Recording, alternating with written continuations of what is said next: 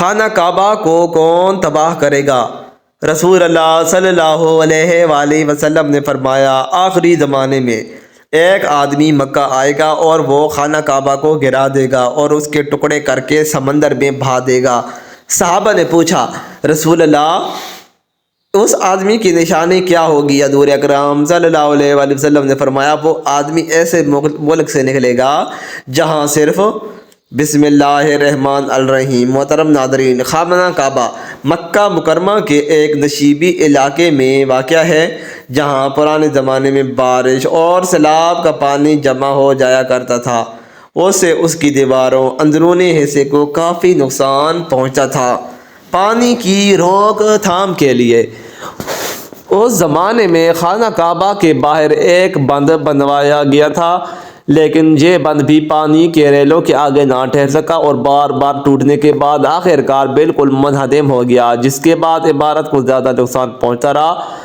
یوں ہوتے ہوتی صورتحال اس قدر بگڑ گئی کہ ایک زمانے میں یوں دکھائی پڑنے لگا جیسے کعبہ کی خستہ عمارت عنقریب دھڑام سے آ گرے گی۔ اہل مکہ اس صورتحال سے بہت پریشان رہتے تھے۔ وہ کعبہ کی خستہ اور وسیلہ حصوں کو گرا کر انہیں زیریں تعمیر کرنا چاہتے تھے، مگر بات یہ تھی کہ ایام جاہلیت سے ان کے ہاں یہ تصور چلا آتا تھا کہ خانہ کعبہ کا کوئی حصہ گرانے سے خدا کا عذاب نازل ہوتا ہے، اس لیے کسی کو بھی مرمت کا حوصلہ نہیں پڑتا تھا۔ ادھر مسلسل سیلابوں اور شہر سے آنے والے پانی میں خانہ کعبہ کی فصیل کو اس قدر کمزور کر دیا گیا تھا کہ فوری مرمت لازمی ہو گئی تھی۔ حضور اکرم صلی اللہ علیہ وآلہ وسلم تب بے حد خلیق اور ملنسار تھے۔ آپ صلی اللہ علیہ وآلہ وسلم اجتماعی اور فلاحی معاملوں میں اہل مکہ کے ساتھ مل جل کر رہا کرتے تھے، اور آپ صلی اللہ علیہ وآلہ وسلم کو بھی خانہ کعبہ کی خستہ حالی کی فکر رہتی تھی، بلکہ اس عوامی تشویش کا احساس آپ صلی اللہ علیہ وآلہ وسلم کو سب سے زیادہ لاحق تھا۔ خانہ کعبہ کی تعمیر نو کو اولیت ملنے میں کئی باتوں کا دخل ہے۔ چنانچہ کعبہ کے بیچ ایک کنواں ہوتا تھا، زیارت کے لیے آنے والے اس کنویں میں اپنے نذرانے پھینک دیا کرتے تھے۔ ایک دفعہ کسی نے اس کنویں میں کئی قیمتی اشیاء چرا لیں۔ چور کو چوری میں اس لیے بھی آسانی ہوئی تھی کہ کعبہ کی دیواریں نیچے بھی تھیں اور کچھ کچی بھی تھیں، ان پر کوئی چھت بھی نہ تھی۔ بہت کوشش کے باوجود چور کو پکڑ لیا گیا۔ جرم کی پیدائش میں اس کے دونوں ہاتھ کاٹ دیے گئے، مگر نذرانوں والے کنویں سے مال و دولت کو مزید چوری سے بچانے کے لیے خستہ دیواروں کو گرا کر پختہ دیواریں بنانا اور ان پر چھت تعمیر کرنا ضروری تھا۔ اس کے علاوہ ایک دلچسپ واقعہ بھی اس کام پر فوری توجہ کا سبب بن گیا ہے۔ چنانچہ کعبہ کے اس کنویں میں جس میں لوگ اپنے نذرانے پھینک دیا کرتے تھے، اس کنویں میں ایک پھندار ناگ بھی رہتا تھا۔ وہ دن کے وقت کنویں سے نکل کر کعبہ کی منڈیر پر بیٹھ جایا کرتا تھا اور مزے سے دھوپ سینکا کرتا تھا۔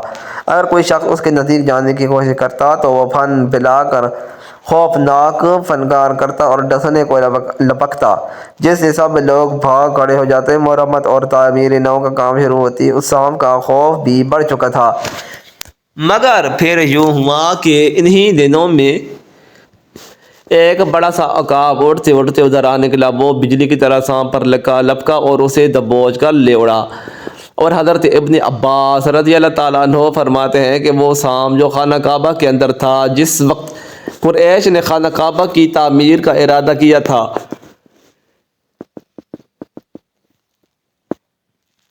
عقاب پرندے نے اس سانپ کو خانہ کعبہ سے آ کر اٹھا لیا اور اس کو لے جا کر ہجوم کے اندر ڈال دیا تھا، اور وہاں کی سرزمین نے اس سانپ کو نگل لیا تھا۔ چنانچہ یہ جانور قیامت کے قریب صفا کے پاس سے نکلیں گے اور لوگوں سے ہم کلام ہوگا، جیسے دابت اور ارض کے نام سے پہچانا جاتا ہے۔ یہ جانور زمین سے اس طرح نکلے گا جیسے بچہ ماں کے پیٹ سے ہوتا ہے۔ بہرحال سانپ کے خاتمے کے بعد لوگ یوں محسوس کرنے لگے جیسے خانہ کعبہ کی تعمیر نو کے لیے خدا نے ان کا رستہ صاف کر دیا ہے۔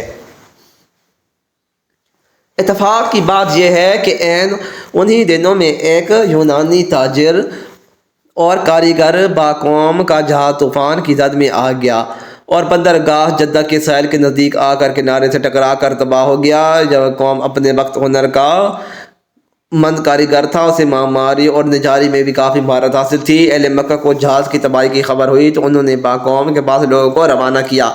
لوگوں نے اس کا ٹوٹا پھوٹا جہاز خرید لیا تاکہ اس کے لکڑی کے تختے خانہ کعبہ کی تعمیر نو میں استعمال کیے جا سکے۔ لوگوں نے باقوم کو اپنے ہمراہ مکہ چلنے اور خانہ کعبہ کی مرمت کے کام کی نگرانی کرنے پر راضی کر لیا۔ چنانچہ قوم کی معاونت کے لیے مکہ کے ایک تجربہ کار کاریگر کی بھی خدمات حاصل کر لی گئیں۔ پھر بڑے زور و شور سے کام شروع کر دیا گیا۔ خانہ کعبہ کی تعمیر کے کے وقت اس تاریخی کام میں تمام قبیلے متحد ہو کر پورے جوش و خروش سے مصروف ہو گئے اور کوئی قبیلہ بھی اس شرف سے محروم نہ رہا، اور حضور نبی اکرم صلی اللہ علیہ وآلہ وسلم اس کام میں بڑھ چڑھ کر حصہ لے رہے تھے۔ ہر قسم کا مطلوبہ تعمیری سامان فراہم کر لیا گیا اور مکہ کے آس پاس کی پہاڑیوں سے نیلے پتھر جمع کر لیے گئے، اور تعمیر کا کام بڑی دلچسپی اور ذمہ داری سے آگے بڑھنے لگا۔ جب دیواریں 5 فٹ کے لگ بھگ 8 ہاتھ آ گئیں تو حجر اسود کو اس کی پرانی جگہ پر نصب کرنے کا دوسرا مسئلہ درپیش، یعنی در مقدس تھا، جسے حاصل کرنے کے بعد ہر قبیلہ اور خواہش مند تھا۔ چنانچہ اس نازک معاملے پر گرم بحث بازی کا سلسلہ چھڑ گیا اور جلد ہی نوبت تلخ کلامی تک اور تو تک میں جا پہنچی، اور کوئی قبیلہ بھی اپنے حق سے دستبردار ہونے پر رضامند نہ تھا۔ تکرار لمبی ہوتی گئی تو کئی معاملات جگل و جدل کی صورت اختیار کر گیا۔ آنن فانون تلواریں کھینچ لی گئیں، وہ خون خوار درندے مرنے مارنے پر آمادہ ہو گئے۔ ایک جنگجو قبیلے نے تو حد ہی پار کر دی، انہوں نے صاف صاف کہہ دیا وہ کسی قبیلے اور حجر اسود کو نصب کرنے کی اجازت نہیں دیں گے۔ اور پرانے زمانے میں عرب کا ایک دستور تھا کہ جب کوئی شخص کسی مفاد کے لیے جان دینے کی قسم کھاتا تو انسانی خون سے بھرے ہوئے پیالے میں انگلیاں ڈبو لیتا تھا۔ چنانچہ اس وحشی قبیلے کا سردار خون سے لبالب کٹورا خانہ کعبہ میں اٹھا لایا، اور قبیلہ کے سب تیز و تند نوجوانوں نے خون میں ہاتھ ڈبو کر عہد کیا کہ اگر کسی اور قبیلے نے حجر نصب کرنے کی جرات کی تو وہ سب کے سب کٹ مریں گے۔ غرض کے پورے 4 دن تناؤ اور تصاوب کی یہ خوفناک کیفیت لوگوں کے اعصاب پر پوری طرح سوار رہی، اور یوں دکھائی دیتا تھا کہ قتل و غارت کا سلسلہ کسی وقت سارے مکہ کو اپنے لپیٹ میں لے سکتا ہے۔ چنانچہ قریش کا ایک بوڑھا سردار بہت دانش مند اور ذہین تھا۔ وہ چاہتا تھا کہ حجر اسود کا ہنگامہ کسی خون خرابے کے بغیر طے ہو جائے۔ چنانچہ اس نے مشورہ دیا کہ کل صبح جو شخص کوئی صف والی جانب سے سب سے پہلے کعبہ میں داخل ہوا اسے امیر مان لیا جائے، اور حجر اسود کو نصب کرنے کے بارے میں جو بھی فیصلہ دو وہ اسے حتمی طور پر تسلیم کر لیں۔ بوڑھے سردار کی تجویز پر سب اتفاق ہو گیا۔ چنانچہ دوسرے روز صبح کے وقت خانہ کعبہ کے باہر بیٹھ کر بے صبری سے انتظار کرنے لگے تو اس کو صفا کی طرف سے سب سے پہلے شخص کون داخل ہوتا ہے۔ خدا کی قدرت دیکھیے، اس صبح جو شخص اس جانب سے سب سے پہلے خانہ کعبہ میں داخل ہوا وہ حضور اکرم صلی اللہ علیہ وآلہ وسلم تھے۔ حضور اکرم صلی اللہ علیہ وآلہ وسلم کا احترام تو سبھی کرتے تھے، بلکہ جہاں تک کہ اصل نام پکارنے کی بجائے آپ صلی اللہ علیہ وآلہ وسلم کو وہ لوگ احتراماً صادق اور امین کے معزز ترین ناموں سے پکارتے تھے۔ چنانچہ جو ہی آپ صلی اللہ علیہ وسلم خانہ کعبہ میں داخل ہوئے، ہر طرف خوشی کے نعرے بلند ہونا شروع ہوئے اور لوگ بے ساختہ پکار اٹھے، یہ تو وہی ہیں جنہیں ہم امین کہتے ہیں، جنہیں ہم خوب جانتے ہیں، ہم انہیں باخوشی اپنا امیر تسلیم کرتے ہیں۔ حضور اکرم صلی اللہ علیہ وآلہ وسلم موقع کی نزاکت سے بخوبی آگاہ تھے۔ آپ صلی اللہ علیہ وآلہ وسلم نے ارشاد فرمایا ایک چادر لاؤ، چنانچہ فوری چادر لائی گئی۔ آپ صلی اللہ علیہ وآلہ وسلم نے اسے زمین پر بچھا دیا، وہ اپنے مبارک ہاتھوں سے حجر اسود کو اٹھا کر چادر کے بیچ میں رکھ دی۔ پھر تمام قبیلوں کے منتخب نمائندوں نے فرمایا اب تم سب اس چادر کے کنارے تھام لو اور اسے اٹھا کر اس مقام تک لے جاؤ جہاں حجر اسود نصب ہونا ہے۔ چنانچہ سب لوگ چادر کے کنارے تھامے خوشی خوشی اس مقام پر پہنچ گئے۔ تو آپ صلی اللہ علیہ وآلہ وسلم نے فرمایا آیا اب اسے زمین پر رکھ دو، اور آپ صلی اللہ علیہ وآلہ وسلم آگے بڑھے، حجر اسود اٹھایا اور اسے مقررہ مقام پر رکھ دیا۔ آپ صلی اللہ علیہ وآلہ وسلم کی اس معاملہ فہمی اور دانش مندانہ فیصلے سے سارے قبیلے بے حد مسرور اور مطمئن ہو گئے۔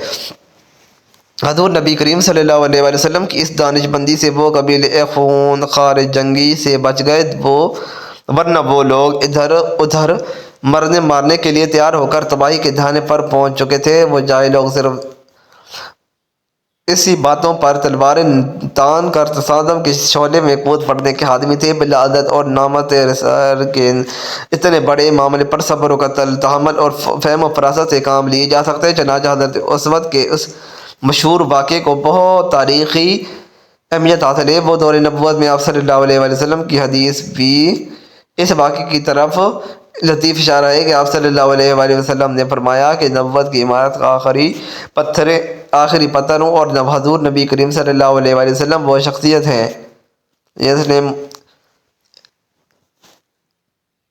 اہل مکہ کو ان تمام فسادات و ظلم و ستم سے نجات دلوائی، اور آپ صلی اللہ علیہ وآلہ وسلم نے اہل عرب کو پوری دنیا کے لیے مثالی قوم بنا دیا۔ نبی کریم صلی اللہ علیہ وآلہ وسلم کی ولادت باسعادت عام الفیل میں ہوئی۔ عام الفیل کا مطلب ہے ہاتھی والا سال، یاد رہے عام الفیل یا ہاتھی والے سال کا ذکر قرآن میں سورہ فیل میں بھی ملتا ہے۔ اس سال حبشہ کے مقرر کردہ یمن کے لوگ گورنر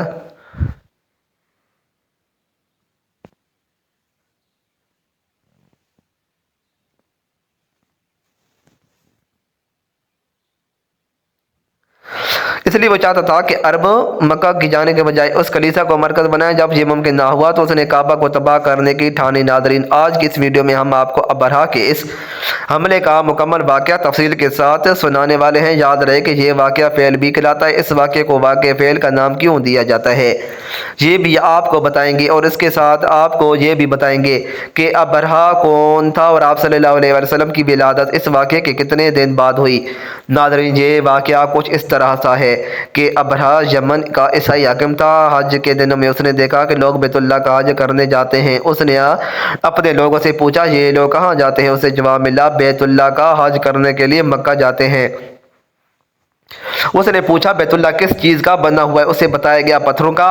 اس نے پوچھا، اس کا لباس کیا ہے؟ بتایا گیا، ہمارے ہاں سے جو دھاری دار کپڑا جاتا ہے اسے اس کی پوشاک تیار ہوتی ہے۔ ابرہہ عیسائی تھا۔ ساری بات سن کر اس نے کہا، مسیح کی قسم، میں تم لوگوں کے لیے اس سے اچھا گھر تعمیر کروں گا۔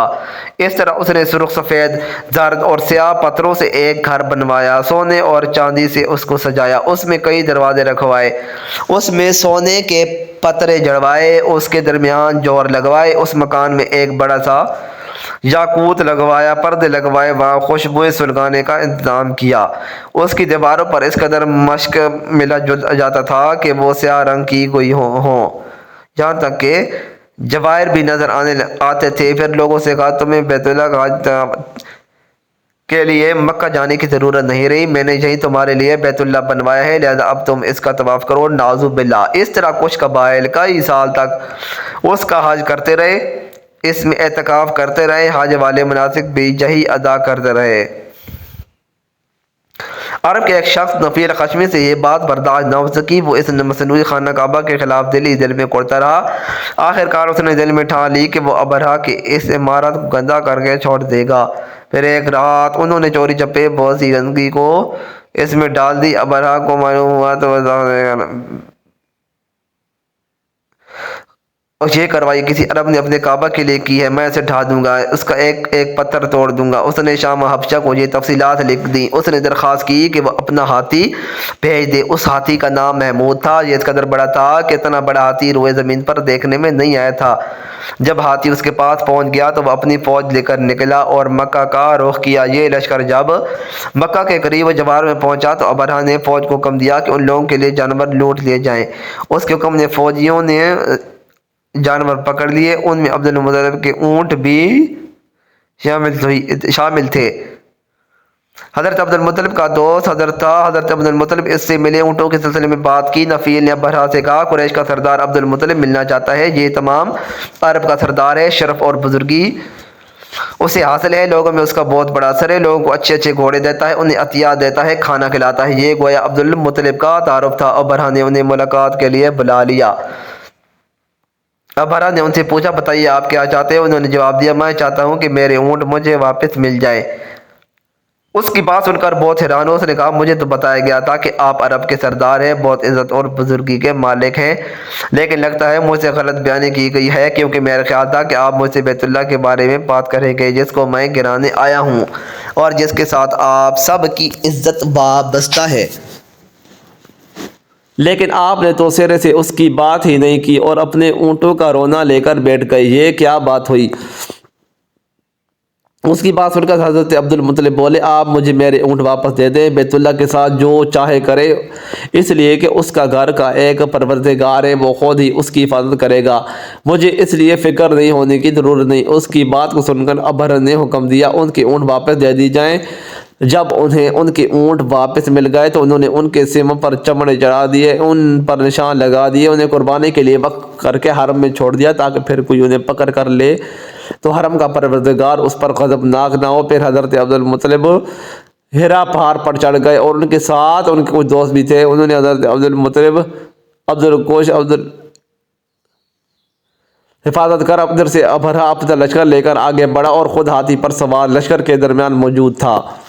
ایسے میں اس کے ہاتھی نے آگے بڑھنے سے انکار کر دیا، وہ زمین پر بیٹھ گیا۔ ہاتھی نے اسے اٹھانے کی کوشش کی لیکن وہ نہ اٹھا۔ انہوں نے اس کے سر پر ضربیں بھی لگائیں، آکس جب ہوئی مگر وہ کھڑا نہ ہوا۔ کوئی سوچ کر انہوں نے اس کا رخ یمن کی طرف کیا اور وہ فوراً اس طرف چلنے لگا۔ اس کا رخ پھر مکہ کی طرف گیا تھا پھر رک گیا۔ ہاتھی بانوں نے یہ تجربہ کیا۔ آخر کار ابرہا نے حکم دیا تھا کہ شراب پلائی جائے تاکہ غصے میں سے کچھ ہوش نہ رہے، ہم اسے مکہ کی طرف آگے بڑھا سکے۔ چنانچہ اسے شراب پلائی گئی لیکن اس پر شراب کا اثر نہ ہوا۔ ناظرین کہتے ہیں کہ ابرہا کے ہاتھی کو اٹھانے کی کوشش جاری تھی کہ اچانک سمندر سے ان کی طرف نے ابابیلوں کو بھیج دیا۔ وہ ٹڈیوں کے جھنڈ کی طرح آئیں۔ دوسری طرف عبد المطلب مکہ میں داخل ہوئی، حرم میں پہنچے اور کعبہ کے دروازے کی زنجیر پکڑ کر ابرہا اور اس کے لشکر کے خلاف فتح کی دعا مانگی۔ ان کی دعا کے الفاظ یہ تھے: اے اللہ، یہ بندہ اپنے قافلے اور اپنے جماعت کی حفاظت کر رہا ہے، تو اپنے گھر یعنی بیت اللہ کی حفاظت فرما۔ ابرہا کا لشکر فتح حاصل کر سکے، ان طاقت تیری طاقت آگے کچھ نہیں، آج سلیب کامیاب نہ ہو۔ ناظرین یاد رہے کہ سلیب کا علاوہ سلیب بولا کہ ابرہا عیسائی اور سلیب کو عیسائی اپنے نشان کے طور پر ساتھ لے کر چلتے ہیں۔ اب انہوں نے اپنی قوم کو ساتھ لیا اور ہیرا پہاڑ پر چڑھ گئے کیونکہ ان کا خیال تھا کہ وہ ابرہا کا مقابلہ نہیں کر سکیں گے، اور پھر اللہ تعالیٰ نے اپنے پرندوں کے جھنڈ بھیج دیے۔ یہ بندے چڑیا سے گزرتی بڑے ہوتے ہیں،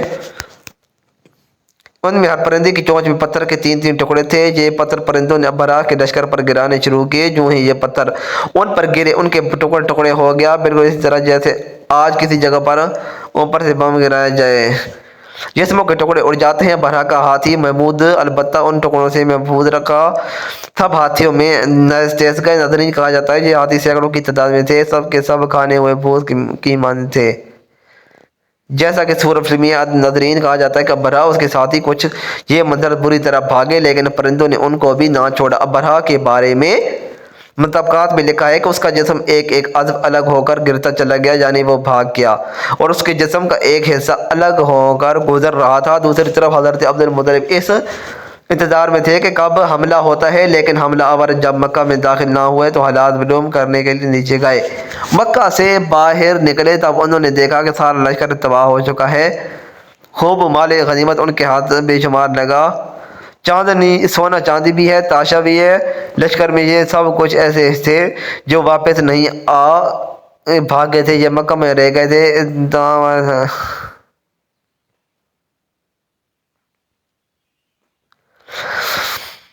کہ وہ ایسی قدرت والی ذات ہے کہ ہاتھی جیسی دیو ہیکل مخلوق کو ابابیل جیسے چھوٹی اور حقیر مخلوق کے ذریعے نیست و نابود کر سکتی ہے۔ ناظرین یہ دراصل انسانیت کے غور و تفکر کے لیے اللہ تعالیٰ کی قدرت کی نشانیوں میں سے ایک نشانی ہے، لیکن افسوس کہ آج کا مسلمان اور انسان اللہ تعالیٰ کی نشانیوں کے بارے میں سوچتا ہی نہیں۔ لہٰذا البتہ آپ نے واقعہ فیل اور ابرہا کے انجام کی مکمل تفصیل جانی۔